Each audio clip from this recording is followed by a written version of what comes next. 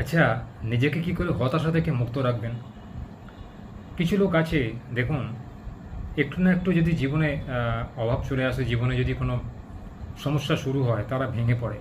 তারা ভাগ্যের দোহাই দিয়ে বসে থাকে, কাজ না করে বসে থাকে, কোনো চিন্তাভাবনা না করে বসে থাকে, যেন পুরোটাই ভাগ্যের দোহাই, তার নিজের কোনো দোষ নেই, এরকম আবভাব দেখাতে চায় এবং নিজের এবং তার পরিবারের সমূহ ক্ষতির কারণ হয়ে দাঁড়ায়। তারা মনে করে যে শুধুমাত্র তারাই যেন বিপদে রয়েছে, পৃথিবীর আর কোনো মানুষ যেন এই বিপদে নেই।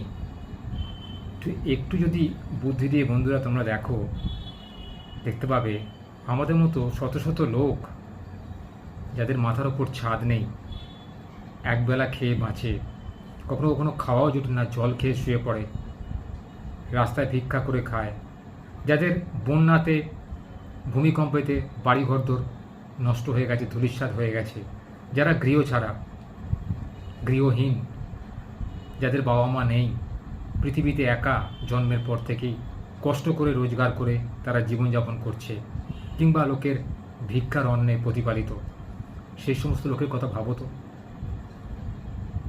তোমরা সকালে উঠে সূর্যের মুখ দেখছো, দিনকে দিন বলছো, রাতকে রাত বলছো, দু চোখ মেলে পৃথিবীটাকে দেখছো। জীবন সকালবেলা উঠে থেকে তোমরা কাজ করছো, নিজের পরিবারদের দেখতে পাচ্ছ, নিজের ছেলে মেয়েকে মুখ দেখতে পাচ্ছ, খেতে পাচ্ছ, হাত পা ঠিক রয়েছে, তাহলে কিসের চিন্তা করছো? তুমি জানবে সবার থেকে বেশি ভালো রয়েছো। পৃথিবীতে আর কোনো লোক তোমার থেকে বেশি সুখী নয়।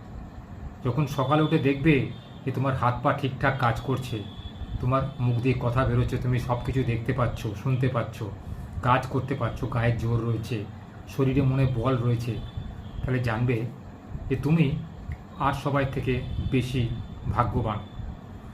কারণ এইটুকু জিনিসও ভগবান অন্যদের থেকে কেড়ে নিয়েছে, বা তাদের ভাগ্যদোষে তারা আজকে এই অবস্থায় রয়েছে। তুমি সেখান থেকে অনেক ভালো অবস্থায় রয়েছো। তাহলে কেন অত মনের দুঃখ, কেন অত মনের কষ্ট নিয়ে তুমি প্রতিদিন যাপন করছো? সমস্যা প্রত্যেক মানুষের জীবনে থাকে, তা বলে সমস্যা থেকে দূরে পালিয়ে গেলে কিন্তু জীবনে আনন্দটাই উপভোগ করা যায় না।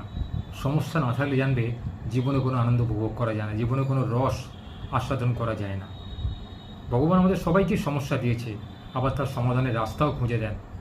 কি? তোমার নিজের বিবেক দিয়ে, বুদ্ধি দিয়ে যদি সেই রাস্তা খুঁজে বের করতে পারো, তবেই জানবে তুমি জীবনে আসল রসের সন্ধান পাবে। নাহলে কিন্তু তোমাকে এই সাধারণ মানুষের মধ্যে জীবনযাপন করতে হবে। একদিন বিধাতা নিয়ে পৃথিবী থেকে সবাই চলে যাব আমরা।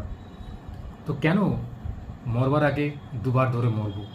মরতে হবে যখন সেই একবারই মরবো না? সারা জীবন বীরত্বের মধ্যে বেঁচে থাকবে, বীরদের মধ্যে